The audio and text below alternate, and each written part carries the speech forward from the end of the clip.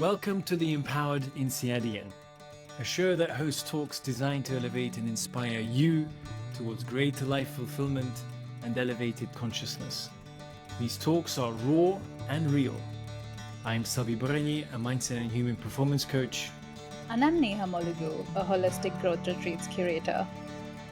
Thank you everyone for attending us in a series from the Empowered INSEADian, which is a title Neha and I came up with in all but 3 seconds of a creative process. And it's a space where we want to talk about living a more conscious, a more empowered life in a very raw and real way.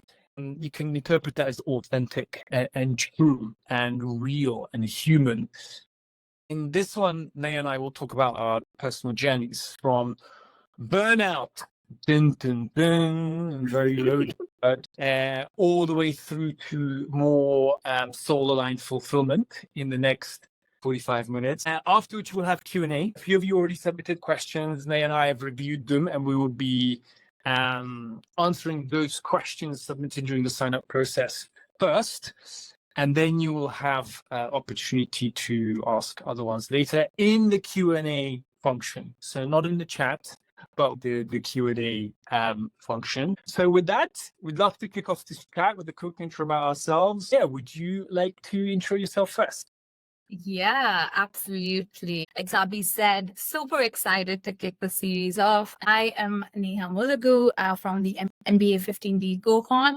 The topic that we chose today was to chat about how we navigated burnout in our careers and then found soul-aligned fulfillment. And what that meant for me was to go from being a digital marketer at companies like L'Oreal and Google, post-INSEAD, to now curating holistic wellness and growth retreats for women globally with my startup, which is called the Human Inspired. So complete 180. Talk more about the details later, but Szabi, your turn to introduce yourself.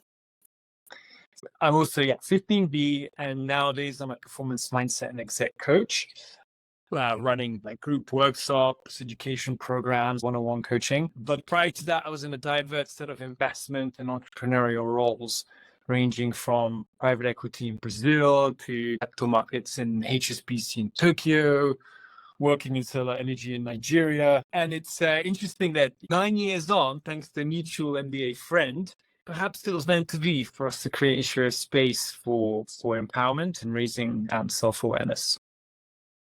Yeah, I know. And then when we started talking, for me, what was really striking and amazing was that, we started talking about things like soul alignment, consciousness, growth, mental health, burnout. I think these are things that we didn't really talk about while we went to INSEAD. And so I think my assumption was that people from INSEAD wouldn't really understand these topics or would think of these as woo-woo or weak.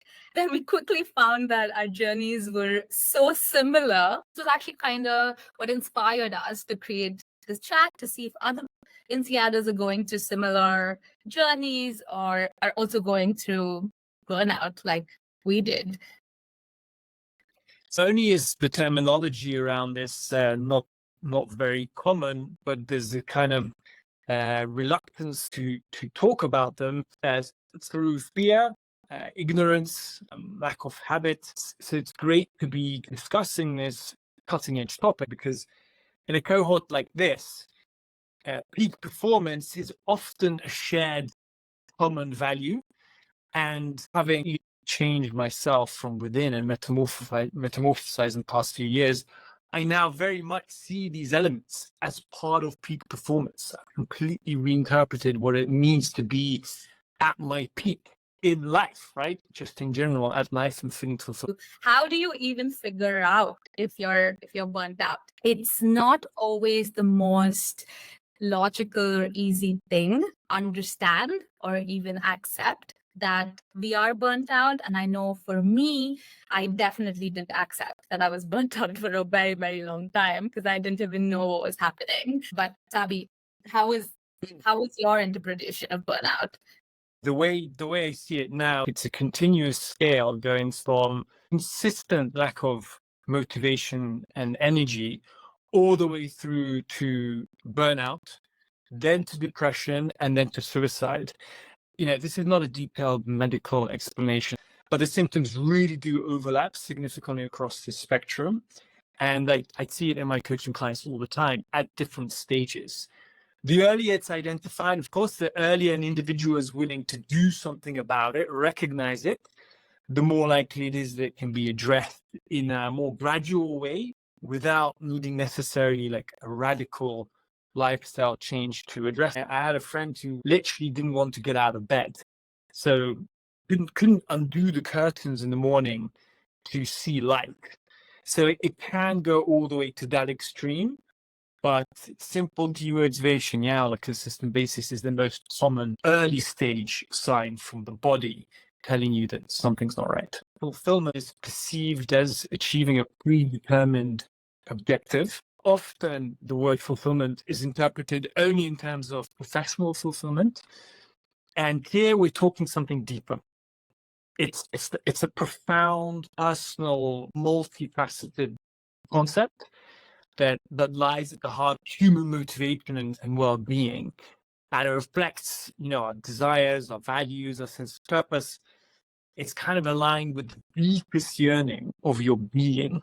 And so that's why we called it soul level fulfillment. If your mind is struggling to relate to these terms, then think of fulfillment as like a multi-layered dynamic associated with self-improvement, personal growth, and the right balance between and composition of professional and personal life. That's a distinction that we kind of make growing up, right? That, my professional life versus my personal life. And we kind of draw these success metrics super differently for each. But then at the end of the day, life is happening super holistically. And it's important to kind of look at it that way. So Szabi, what was your definition of success pre-burnout? And given that burnout is not always easy to spot, how did you figure out that you were burning out? What were the early I'm saying all this with the benefit of hindsight, right? I did not label what I was going through as burnout at the time. If I would have asked for help earlier, I may have been given this tip, this label that Szabi, this is like standard burnout. You're not going through anything special here. I wasn't comfortable asking for help, which was a subconscious way of being. I didn't even know that. Now I know through lots of inner work. But I didn't ask for help at the beginning, and no one actually labeled it as such. I kind of figured it out myself after many months of going into burnout deeper and deeper, and it eventually coming back out. That whole process, I'd say, lasted somewhere between a year and a half and 2 years. Going back to your question about why success, my definition of success was that it's broadly speaking actually exactly where I was. This is the big mind screw that essentially I thought the things that were important to me were on the whole there. They were in my lap. I wanted geographic mobility, able to work remotely. Picked. I was working on leaving London to a low-cost location closer to nature. I was moving to Portugal at the time. Now I live there, by the way. I had the intellectual stimulation in my job from the investing component.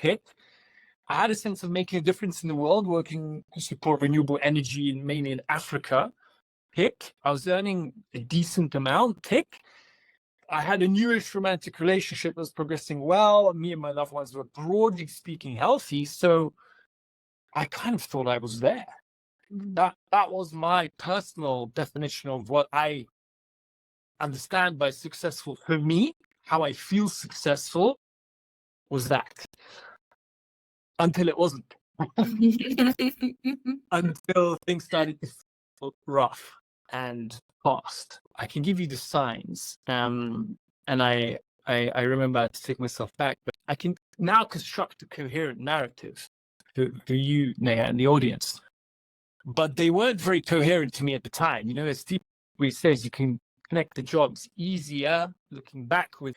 Yeah. But perhaps us sharing stories and various aspects of our stories will help people connect faster. But I wasn't connecting these dots that I'm now about to connect for you, which is basically physically, I was sick. I always had upper respiratory infection issues in my life since I was a child, with the high cadence, colds, flus, blah blah blah. And I had 3 of them in 2 months. 2 of which needed antibiotics.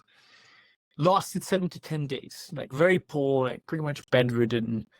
So that's on the physiological level. Mentally was the biggest one and the scariest one, because I could no longer focus the way I did before. I had prided myself actually on the way I could focus. I once worked 32 hours with a 1-hour siesta. My naive and unaware self at the time thought that was some kind of virtue, but that was the kind of environment I was in banking and investing at the time. So I prided myself on being able to focus, and then suddenly I was writing the investment memo, and in 6 hours I had written half a paragraph. And this happened again and again and again.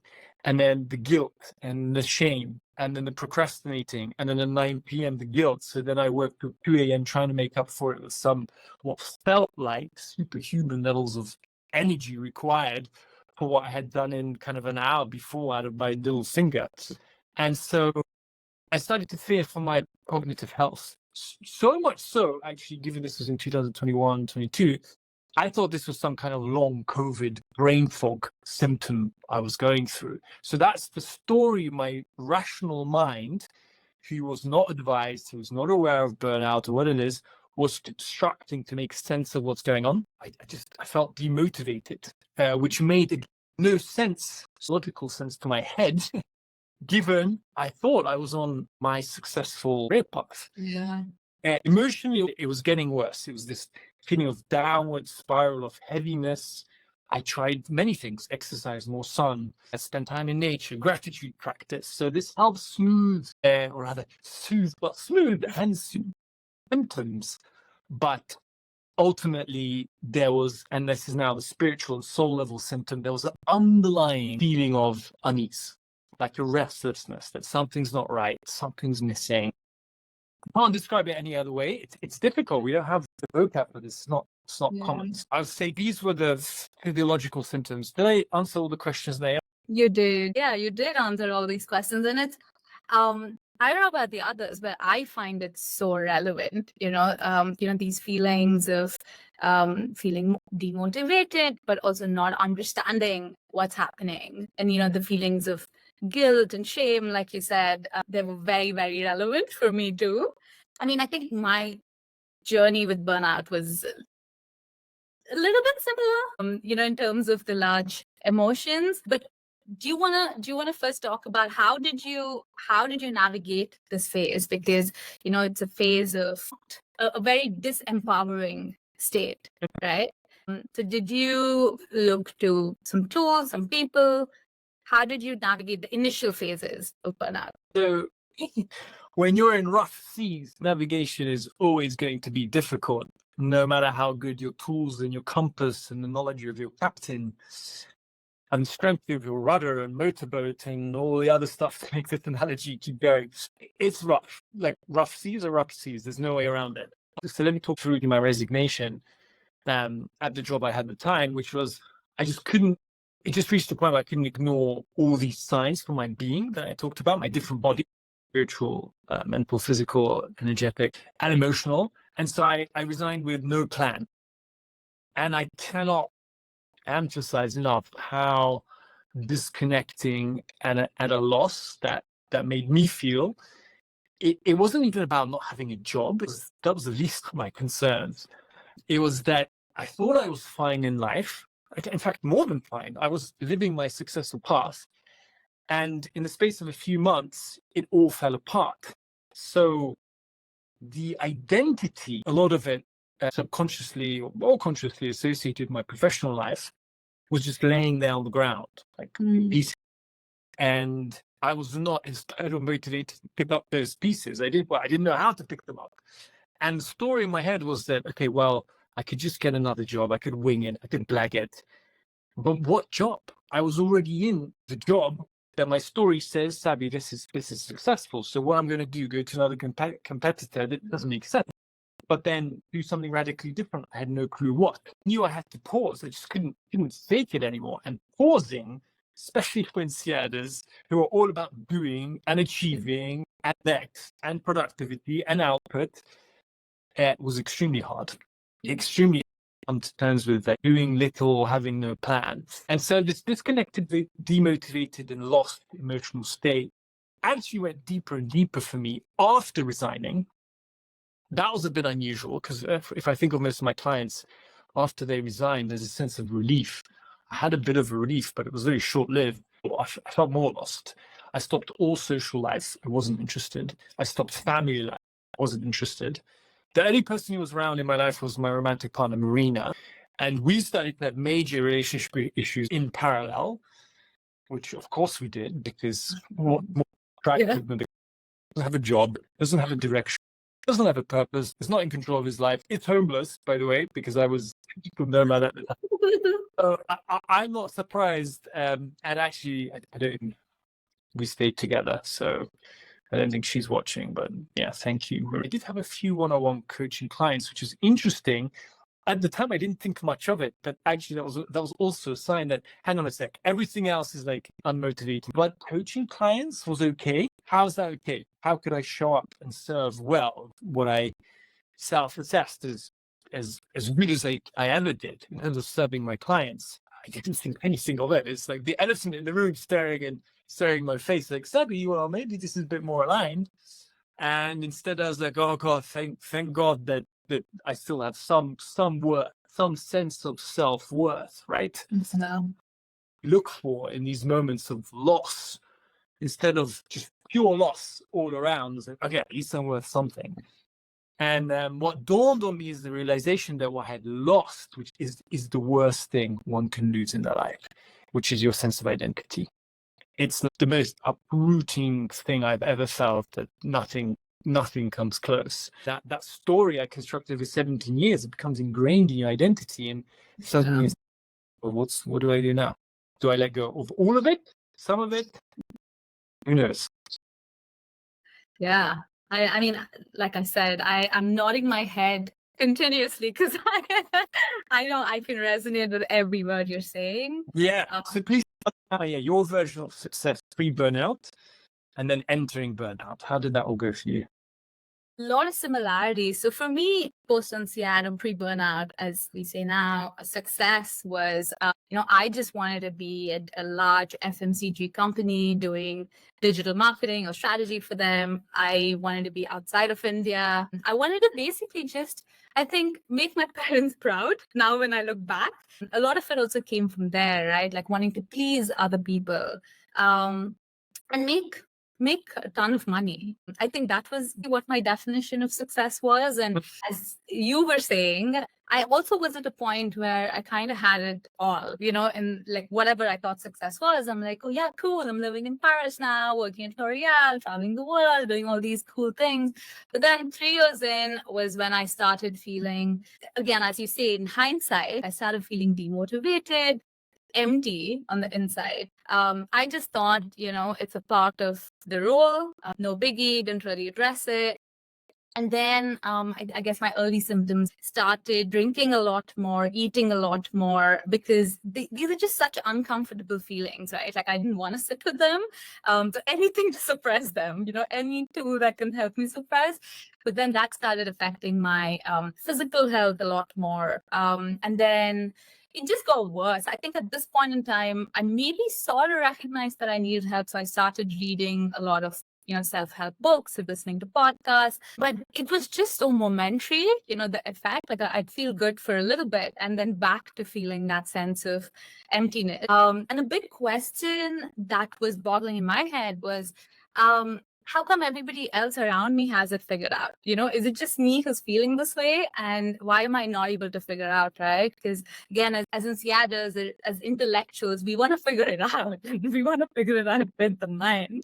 And then because I wasn't able to figure it out and I just went on doing whatever I was doing, it got worse. Like, there were moments where I cried, broke down multiple times in front of my manager just because she'd given me some feedback. I just couldn't deal with it. And I think it came to a point of just complete lack of hope and self-confidence, because I felt like I was wrong, like something was wrong because I wasn't able to figure it out. And the sense of shame and guilt was so overpowering for me, given that, I was this girl from India who got this opportunity to live in Paris, work with L'Oreal. So how could I feel this sense of emptiness, right? Like how arrogant of me to feel this way. So I found it extremely challenging. And I think, like you said, I didn't make sense of this back then. It was a very, very confusing state of being. And I don't think I even had the tools, or I didn't really know who to speak to, because, like I said, everybody in your circles are like just very high achieving people.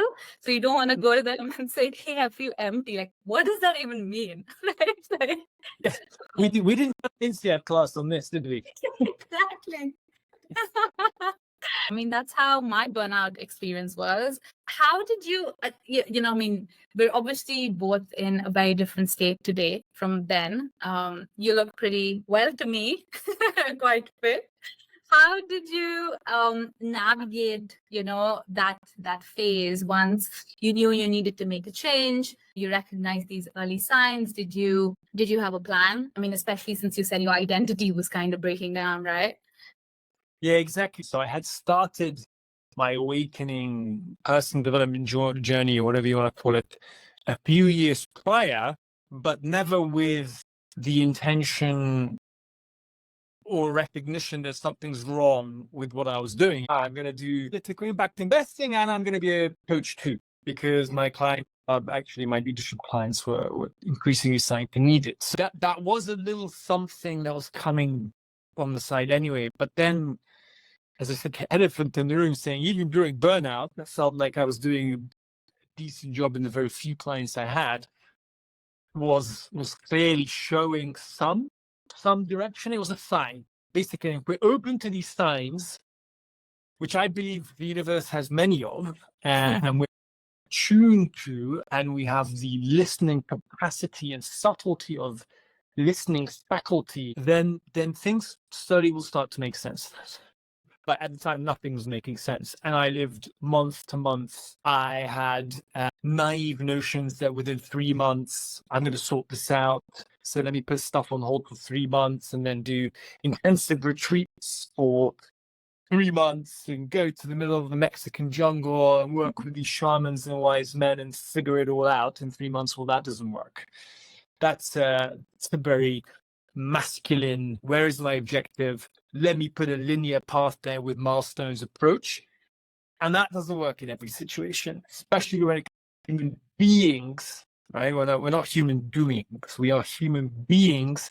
And the being in the self is much more complex and non-linear than that. So I was essentially living month to month for maybe a year.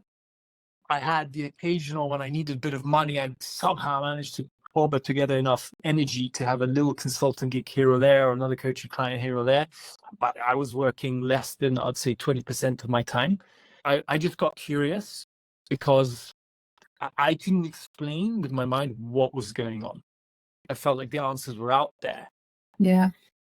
So I needed to seek what that truth was. But that meant a lot of exploration, a lot of investment, time-wise actually, and money-wise. But a lot of investment, whether it was Joe Dispenza's week-long meditation retreat, alternative healing, plant medicine work. I tried reconnection with nature retreats, personal development retreats. I cleaned out my system. So this I actually really recommend for everyone if you're interested in this path. We have a very inflamed and toxic body. So we just eat in the food and supply and agricultural system of the modern world. It's very difficult to avoid, but I did 6-day water-only fast in a retreat format with colonic cleansing and a lot of educational content around nutrition. And it blew my mind, like completely changed my sense of body, my health, my skin, my understanding of the health system as a whole, and how the West has got it completely wrong on treatment and not prevention. And that is part of the awakening process, because you can't, the health and the body is like an infrastructure layer. Everything comes on top. So if the vessel you're paired with on this lifetime, in this incarnation, is not healthy, it's full of toxins, well, then we're going to push shit in it. It's going to keep shit out. Degenerative diseases, mental illness issues, inability to listen to your inner voice and the calling within, all that stuff will either not happen or will happen in a much more difficult way. It'll be much more difficult to achieve these things with a toxic inflamed body. So that was amazing. That was a bit of a digression there. But out of the many things I did, that was a highlight. And just being open and curious to different alternative therapists, right? I went to energetic healers, shamanic healers, self-labeled witches, which we think is like some evil thing, but witches are actually just wise women who have powers of intuition that we're not used to. Range of things at a turning point at my burnout, which is a 10-day silent meditation retreat. That was really the trough. And I went in there thinking, oh my God, am I going to be able to do nothing for 10 days to meditate? How is that even possible? That's the level of addiction our brains have to external stimuli. It's like, I can't do this. I can't be a being. I need to be a doing because I measure my self-worth in my output, right? And productivity and all that stuff. And by the second day, my soul eased into the meditation retreat in a way that honestly, I felt like I could do 50 days. No problem. Easy. I cannot help but think of Yuval Harari, who attributes the clarity of his thoughts in his books and in his teachings in Jerusalem History of Humanity to an annual 60-day silent meditation routine. When I first heard that, I was like, who the hell has time for this stuff? And now I'm thinking, why the hell would you not do this? You connect with your true self. And yeah. So question for you, were you always like this? Like, were you always spiritual, or were you always drawn to spiritual practices? No, and sometimes I've been blown away when people describe me as that, which, yeah, I guess that's the label we use. It's spiritual. We're a society that loves to label things with certain terms to box them into certain things, even though we're very complex, usually continuous scale beings, but not at all. I came from Eastern Europe with a mathematician father, a computer programmer mother. The way I earned my dad's love was to become very good at chess, like classic Eastern Europe. Everything was all about analytical, logical reasoning and approach. I had no psychological and spiritual conversations around the dinner table. I can tell you that. Yeah, I mean, that's good to know. Some of the tools that I also went through were attuned towards the spiritual path, but I wasn't spiritual growing up either. I didn't even know how to meditate correctly, because there's this misconception that, oh, you grew up in India, I'm sure, you must be spiritual and did yoga every day and meditated every day. No way. None of that stuff. It's only until very recently that, when I went through this whole burnout situation, that I started looking more deeply onto that path as well. Mm-hmm. Yeah. And what when you say that path, what were the different phases, now going a little bit back to your feelings of shame and guilt? How did you navigate those feelings and seek support? Like I said, I was in the space of not knowing where to start, right? I think that's one of the biggest challenges. But more than that, I think my first phase was accepting that I needed help. For a long time, I felt like I could fix it myself, that I could just read a book or listen to some podcast or look at somebody else doing this work, and I could do it, right? Like, I'm capable. So it took me a long time to accept that, okay, I can't do this myself. I need help. I need professional external help. So the first phase of this was realizing that I needed to rest and heal, and that it was okay to rest and heal. So in this phase, I actually started with traditional talk therapy. I found a psychologist, but then I realized that it wasn't necessarily giving me what I needed at that point. And that's when a friend recommended that I go to what we call spiritual retreat. That was my first, into this path. And what I quickly realized is, when we're in the space of resting and healing for, at least for somebody like me who was overthinking everything. Yeah, right. I was burnt out, but then I was also burnt out from trying to figure out why I'm burnt out. It's like this constant mental chatter where I'm like, oh my God, I need to figure this out. And that was tiring me out even more.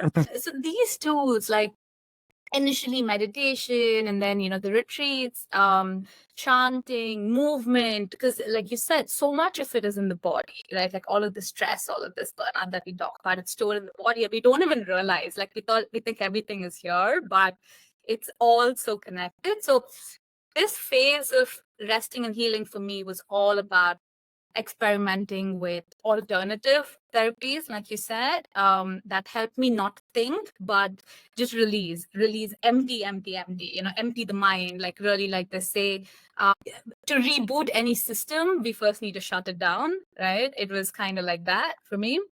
And then from there is when I think with this empty mind was, I started looking at tools like Ikigai. If you've heard of it, right? Like it's an excellent workbook that breaks it down to help us understand what gives us joy, what is our reason to be. I think I was able to kind of do that workbook post this reset phase with much more creativity, right? Because had I done it without the resting and trying all of, like, not trying, but just going down the path of understanding my inner self more, like what we say, the soul, what does the soul need more? I don't think I would have come up with any answers had I done that Ikigai workbook. So doing the intellectual work post the resting phase was excellent for me. I also solo traveled a lot in this phase because it was a way for me to open up to possibilities, because a lot of times we limit ourselves, right? For me, it's like, grow up, go to a good school, get a good job, grow up the corporate ladder. That's the only way of life that I saw. But then solo travel helped me kind of look at how other people are living their lives. It's there's so many other ways to live your life, to earn money, to balance everything.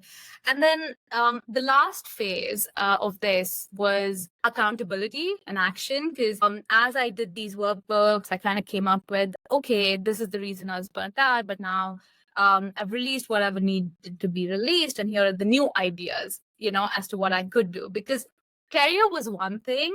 I kind of knew I wanted to leave L'Oreal, but I had no clue what I wanted to do, and I didn't want to leave before I knew, right? I mean, that's again our conditioning of the fear of uncertainty. So I wanted an answer before I left.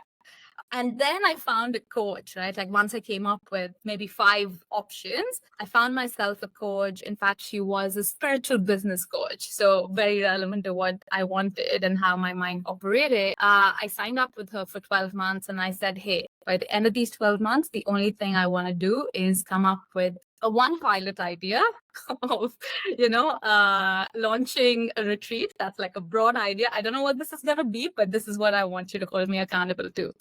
Yes, those were the different tools that kind of helped me get where I got to today. And I can't stress the importance of finding help, be it a coach, be it a retreat, be it a peer group, whatever it is. Because I think a lot of times we think that we can solve it for ourselves, but we have so many blind spots that it's impossible. It's impossible to do this journey alone. Yeah, I couldn't agree more on that one. And from so many angles, if I think of the Szabi 10 years ago who dismissed before as either for weaklings or for people who don't have their shit together, or for rich people that can afford this stuff, and I was not one of them. And now me pretty much having the opposite mentality where it's like, why would I not ask for help? Strength in numbers, like, hello? Strength and independent, non-judging, mentor, coach, guide, whatever it is you manage to get in your life. I now have a peer coaching group that I have been with for 5.5 years. Every month we meet up and talk deep topics, mixed gender, that one. I've had about 5 or 6 personal coaches. I've had 2 relationship coaches to help Irene and I. I'm evaluating one new one right now that I want someone basically very old, very wise. And now I have very specific ideas of what I want in a coach. I have 2 or 3, retreats and wellness development courses on my radar to do this year, which is led by people that I know will guide me closer to my authentic self. Oh, I hear you. I mean, I think if I put together all of the money that I invested in personal growth and development, I could have bought a house. But the ROI, as I mean, we call it, on this investment is just exponential, right? I used to be super hesitant about group therapy, but now I really, really like it, because the different perspectives help and it opens you up to the things that you never really thought about. So Rick asks, did you experience shame? And if so, then how did you deal with that, especially with regards to your professional and personal environment, as well as your MBA peers? So my immediate answer to your question, Rick, is yes. I did experience shame. And it's not just shame with regards to my MBA peers, but disappointing my parents, disappointing, my friends, because I was going through the stage of feeling like I'm not enough, no matter what I do is not enough. And then I'm choosing to quit the super secure job and jump into doing retreats. Like, none of that made sense to any of them, right? So yes, shame was a big part of it. But I think the work that I did basically helped me overcome 4 things. One of the 4 fears, I would say, and one of the big ones is fear of judgment. Once you overcome fear of judgment, you stop living to please other people. And for me, that helped me kind of work through that shame. Like, that shame for me largely came from feeling like I'm not good enough in other people's eyes. The more I worked on myself, the more I realized that it doesn't matter what other people think about me. What matters is how I feel on the inside and what makes me happy. That was my experience with shame. And Neha, are you able to pinpoint, like, even more tangibly, even more specifically, what it is? So what does that look like? How do you stop self-judging? It's not about stopping people from judging me. But when I experience it, I'm able to catch it much more quickly and not get trapped in that rabbit hole of feeling like, oh my God, what are people going to think about me? Because that was me. I used to sit for maybe weeks together trying to analyze what people thought about me. And a lot at INSEAD too. I never spoke up while I was in INSEAD because I needed to be this perfect, like only if I had a perfect answer, can I speak up? But now I don't sit with it as much. It still happens, but I don't sit with it as much. Sviefta is asking, what would I have done differently to prevent my burnout? Like, on hindsight, I would not want to prevent my burnout. So that's a little mind screw also for most people, because burnout is associated with that's terrible for you, Szabi. That tends to be the response I get. And each time I have to tell them, hang on a second, so like one of the best things that ever happened to me. And now, obviously not at the time, I did not have the awareness to realize that this is all working for me, that I'm about to go through the most powerful metamorphosis of my entire life and come out 100% stronger, faster, more aware, more aligned than I've ever been before. Like, my confidence and self-belief and trust in the universe and myself is like on a different scale to what it was before. So if I'm adding, all these gifts I have thanks to the burnout and what it made me do, which is, I need to put like normal life on hold for a bit here, because it's a bit more important. For me, it did not feel like a choice. I was burnt out to a degree where pursuing normal life and trying to power through was no longer a choice. So I'm grateful for the burnout, and therefore the question that I can't answer because I would not have wanted to prevent it. I'm now much more aware of signs and communication beyond what's coming from my mind. And that's body intelligence. So the self is comprised of 4 bodies, and yet we tend to listen only to the mental body, because the spiritual, emotional, and physical body all communicating with us on different information fields. We just haven't been taught how to tune into that and listen to it. And it's a process. It's like as if we had a 6th sense suddenly, 7th, 8th, and we had to learn, what is that? It's not an ear, it's not an eye, so what is it? So I did have signs before that with my level of sensitivity to different information fields, I would pick up on them earlier. I would connect the dots. but I didn't have the awareness at the time. So again, I don't think there's anything I could do. And one more thing I'd say on that question, what would you have done differently to prevent your burnout? Yeah, like implication of regret in there, but I don't have any regrets. I think that's a human construct that disempowers and does not serve. I've worked a lot firstly myself as to remove the notion of regret. I don't think it exists. I don't think that's how the world works. And I'm very grateful for my burnout. Yeah, powerful, huh? To reframe it as something that has to happen for us to learn what we need to learn. I would just like to add that for me, I would have just gotten help a little bit sooner, because I went maybe to like the other extreme of feeling so disempowered for so long. Like I felt like such a victim for so long, and I sat with it for years and years. So I just wish that I got help a little bit sooner, that helped me look at burnout as what Szabi's saying, that it's really like a gift if we look at it to help us transform and change in many, many ways. Lisa, her question was, what are the main trade-offs which you think you had to make to get a more fulfilling career? Do you have any regrets? So again, just to emphasize, I've had to do a lot of work and rewire my brain in these stories to reach a conclusion and actually embody it and genuinely believe it. Regrets are not real. Regrets don't exist. They exist only in our minds and put us in a more disempowered state. We need to change the lens with which we view the world. And then regrets become experiences from which we learn and grow capacity. So I now coach people to do exactly the same, by the way. This isn't just some thing I'm quoting. The absence of regret means the presence of trust. I trust that everything happens for a reason and works in my favor, even if on the surface level, in the short term, it doesn't seem so.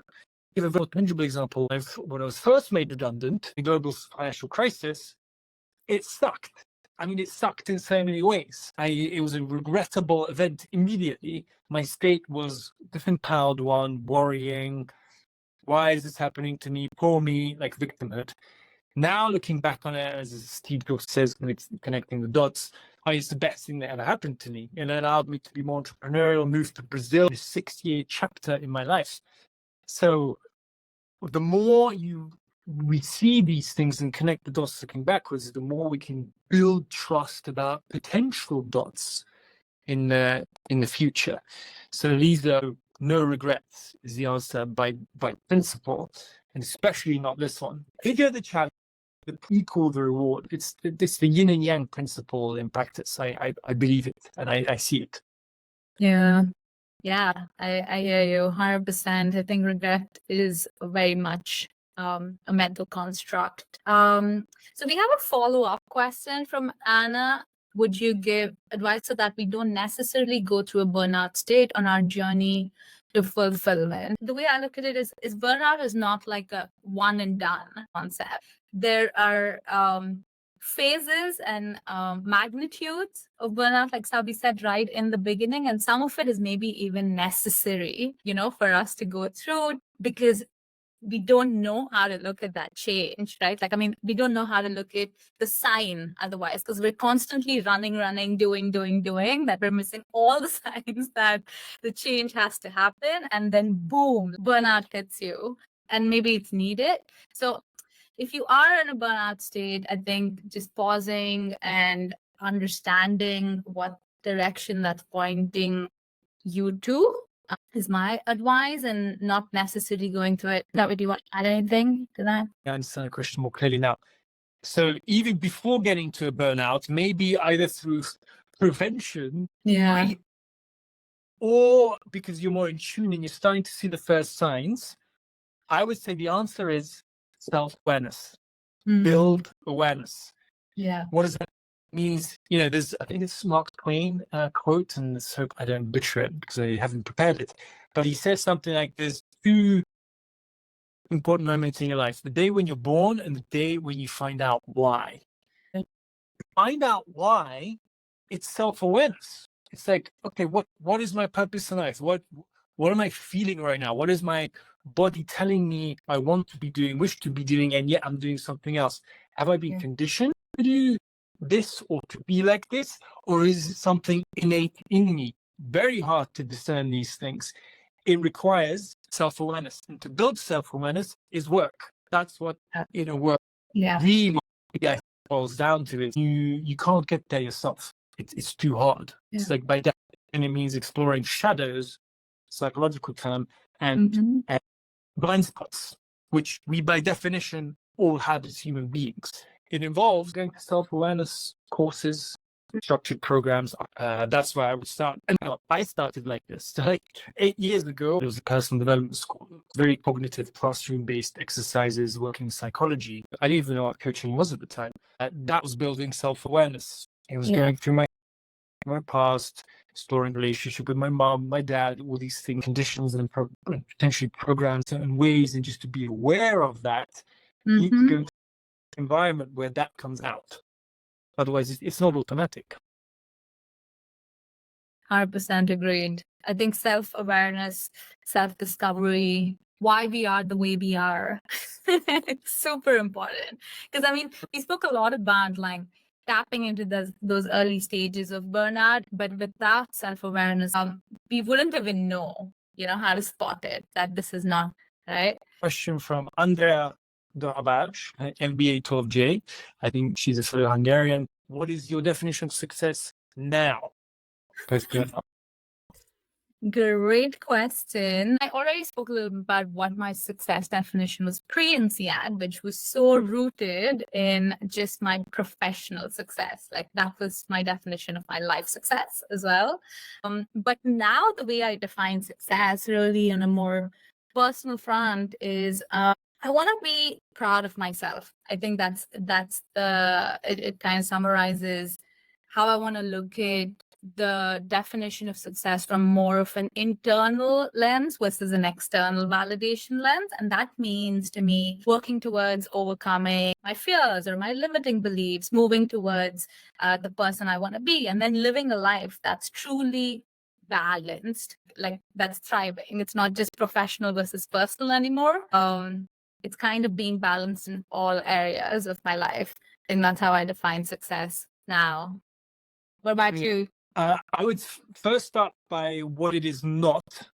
So success is not some material objective of earning this much or having this much, like a material thing, or even a title, like a corporate title. So it's definitely not that. It's also not a steady state of emotion, like happiness. If I can achieve 95% happiness in my week, no, that's not it either. We're not here on this planet to be happy. We are here to experience a full range of emotions and ideally doing what we're meant to be here doing.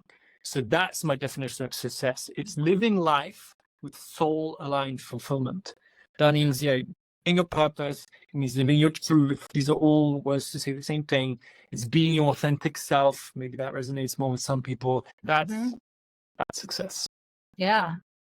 I really, really couldn't agree more. Let me ask you the next question, Szabi. So we have a question from Andreas. He asks, what is the one daily routine you would recommend to help with finding fulfillment? I want to clarify the question and maybe answer in two different ways. Finding your life purpose or soul-aligned fulfillment is not a destination, right? It's a direction. It's determined by your inner compass. Sometimes people like to refer to it as true north. So rephrasing the question a little bit, what daily practice can one do to help find the right direction, i.e. the most fulfilling direction in life? Well, this depends on how kind of aware and healed you are, depending on how much healing work you've done, whether that's father and mother wound, the typical ones to start off with, what fears and limiting beliefs you hold, how in tune you are with different bodies, mental, physical, emotional, spiritual, different inner work or practices can serve you best. I don't like answers like, well, it depends. So in the spirit of not being hypocritical. I'm going to try and answer it anyway in a not it depends format. So if Andy, your question is more about short-term fulfillment, as in elevating elevating your feeling in your day-to-day, having a feeling of kind of contentment and fulfillment in your daily life, I'll put forward one quick tool. It's called an energy audit. We could all do a million different things, right? But at the end of the day, we do only a few dozen. And if we take each of these specific activities and just analyze, is it something that gave you energy or took it away? That's it. Did it give you energy? Did it deplete your energy, or did it add to it? The reason why this works is because things that are aligned with our desires, values, drivers in life, it gives us energy. Whereas the opposite is also true. When we do too many things in a day that deplete us for too many days, it leads us down an unsustainable path. Eventually burn out. We literally burn out from life energy. You're burning it on unnecessary or unaligned stuff. What we want to do is burn in energy, and we burn in when we do things that are aligned with our calling. I have a more structured and nuanced approach to mapping this out, but this energy audit is a very quick one you can do on a daily basis and try and delegate away, reduce, or eliminate anything that as a result of the energy audit comes up as depleting. Yeah, I think the energy audit, I don't know how many times we do it, I mean, like how much, just going back to this whole doing, right? And we're like, I want to know what fulfills me and I want the answer now, right? Like that's also another, I guess, like mindset that we have in this world of instant gratification. So it's great to just take that time to do that energy audit and be intentional about it and ask yourself what fills you up versus like what's draining you out. Super important. Claudio was saying that learning that success includes being able to enjoy the process, not the end results only. I used to think that it was all about the end goal and that the process didn't matter. Nowadays, I really try to find ways to enjoy the process and path as well. Like super important point. And then it's in line with what you were saying too, Szabi. The thing about fulfillment, I think sometimes we have this misconception that, oh my God, once I have the answer to how to be fulfilled, I'm there. It's just like really enjoying the process to get there. Yeah, I have a question for you from Monique van Winbergen. How did you find acceptance and peace for the long journey ahead and allowing yourself that time? In my journey, I looked to so many of these tools to help me discover myself, like really help me understand what is my why, irrespective of what anybody else says. Like, why do I do what I do? And why do I want to do what I do? And that really helped me with one thing, which is stop comparing myself to anybody else. And that's what gave me the peace and acceptance for the journey. Jumped from a very structured corporate setting to now running retreat, which I had no clue what it was about. But having the self-confidence and faith that my journey is mine and somebody else's journey is theirs, just kind of having that faith and moving forward is what gave me the acceptance. Because a lot of times we tend to compare our journeys to others. And at least I know that I used to do it, where I'm like, oh my God, look at her. Like, she quit just a year ago and now she's making $1 million and I'm here 2 years in, still trying to figure it out. I think that is very disempowering, and it creates a lot of stress and unrealistic expectations for yourself. So for me, the journey to radical self-acceptance was going within, asking myself, who do I want to become? What do I want to do?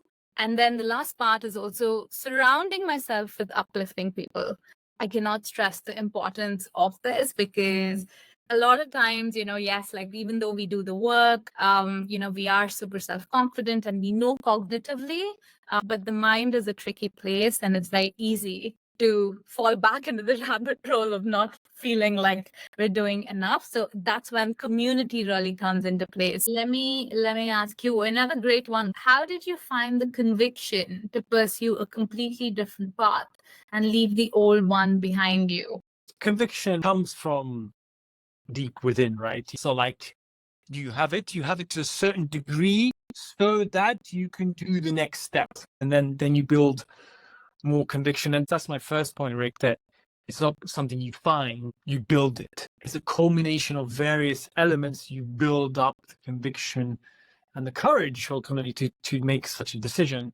So I'd ask yourself for the raw and real truth of why it is you don't have sufficient conviction to do whatever it is you wish to do. What's blocking? Is it self-doubt? Is it a fear like financial fear? Is it an intellectual? Is it an obstacle that you just don't trust life? That you think life is working against you instead of for you? These will be unique for everyone as they build up their conviction. There are patterns, of course, even though I say it's unique for everyone. You know, father and mother wound is such a classic. I have to do it with almost every one of my clients. For those who are not familiar with it, I recommend you look it up. And there are many other elements of inner work, like all things worthwhile. It takes time and effort, right? So that can be accelerated within the works. It's what we were saying before about the journey and not the destination. It's not like I get there with conviction and that's it, I'm now enlightened and look, I'm on my soul aligned path. It's like, no, I sometimes have doubts and some fears creep in, and then the conviction level lowers, and then I have to raise my awareness again or seek external help, right? I also have my own coach, and I said I'm evaluating a new one right now. So it's a dynamic, but thanks to my burnout, I explored deep within. I had to take some leaps of faith into the unknown, like the unmapped, the invisible, the not talked about, and then face my own skepticism, etc. So it's this whole very tricky journey of overcoming resistance to building up conviction and it's always like this in life, there's a story. And then evidence starts to mount if you're open and curious and listening and seeking. Evidence starts to mount that suggests the story is wrong. The initial reaction will always be resistance. No, it can't be true. And then the evidence starts to mount and you remain curious and you're not dogmatic that I'm right and the other story is wrong. No, let me be tolerant and be open to it. And eventually enough evidence accumulates such that the old story falls and a new one prevails. And okay, I'm no longer that person. I'm actually this, I'm more. So conviction is a process. Yeah, it definitely is. I want to add to the conviction piece. I asked myself, if I was on my deathbed and I'm looking back at my life and narrating the story of my life to somebody, what do I want to say, right? Like a lot of times we sit and create ideas, paths that we want to explore, but we aren't convinced enough. So for me, it always like kind of boosts my energy to say, okay, it convinces me to take the leap, but to take that first step, but that first baby step. I think conviction, though, as you said, Szabi, is a process. I wanted to make a link with what I said before about being grateful to my burnout. Again, interestingly, if you're already at burnout stage, it actually makes it easier to gain conviction because you're deep in trouble. When your life experience is like, let's call that 2 out of 10. 10 out of 10, it's easy to make change. Actually, a lot harder to build conviction when your life is like 6, 7 out of 10. It's fine. It's going okay. You've got more to lose. You've got 6 or 7 to lose, and our brains focus on loss much more than potential gain. So it focuses on, I could lose my 6 and 7 out of 10, but then you get to your deathbed, and it's like, all right, well, 6 to 10 out of 10 life. So conviction is harder when things are kind of in cruising okay mode. Yeah, I agree. The question is, how did you find the soul-aligned careers that you are doing now? It comes back to what I think is the biggest obstacle for greater fulfillment worldwide, which is the lack of self-awareness. Even the subconscious elements, even the blind spots, which is why we need external help. Just take the time to draw out different types of narrative and biography of my life to connect the dots. Like, who am I inspired by? Why am I inspired by them? Who have I made the biggest difference to? What kind of intelligences do I have? Like just mapping out kind of your internal world, that is an element of self-awareness. And eventually patterns will come out. You start to be drawn to certain themes. My answer to this question of finding soul-aligned careers is a little bit different. Soul alignment has nothing to do with your career. Okay, it's like one layer to it. Once we go deep and ask ourselves why, like why do we do what we do? Like, why do I want to do this, or why am I this way? I think the answer that comes through is, okay, why do I exist on this planet? And then the careers are kind of an experiment, right? Like to see, okay, does this align with my deepest why? For instance, for me, my deepest why is to be in service and empower others. Now my career is to curate retreats, and that's one way to do it. But maybe I could do it, multiple other ways, right? And that part to me is an experiment. But like you said, it is about going deep within first, and asking ourselves, what is that deep why? And with that, I think we've answered all the questions. Szabi, do you want to add any last thoughts? I think the key in all this is burnout is working for you, not against you. That requires such a big mindset shift. And as soon as that mindset shift happens and you realize the body is thankfully communicating with you to tell you something that your mind is not able to explain, curiosity comes out, then the world opens up to a level of fulfillment you would not believe is imaginable. We hope you enjoyed this episode of the Empowered INSEADian and that it inspired you towards greater life fulfillment and elevated consciousness. If you have an empowering, raw, and real story to share, please get in touch with us to discuss how we could include it on the show. And finally, if you enjoyed this episode, show us some love by either commenting or hitting the like, subscribe, and share buttons. It supports us more than you know.